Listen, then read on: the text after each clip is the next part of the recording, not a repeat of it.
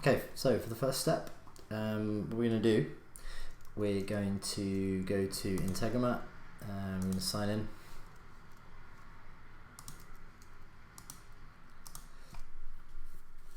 And we're going to want to create a new scenario.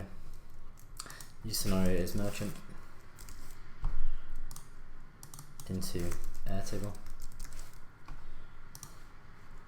into Gmail. Okay, so first step is going to be Mailchimp, and this is going to be the watch campaigns trigger. We want to watch our sent campaigns. Make sure you add your Mailchimp connection in at the top. Press OK. From now on, or all campaigns, or a specific date, it's up to you. We're going to go from all campaigns so we can test it. The next step is going to add another module, which is going to be Airtable, and we're going to want to create a record. Okay, you're going to have to connect your Airtable account initially, and it will pop up and you'll need your API key, which is over here into Airtable, into account, and there. Grab that and pop it in to connect it. At your base. Now we'll bring up the fields that you can map across. Table 1, title,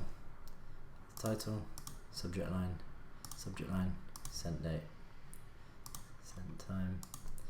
Content, this is where we're going to keep our content. It's going to be a plain text field. It's going to be content HTML. So we have both types. And then we're going to have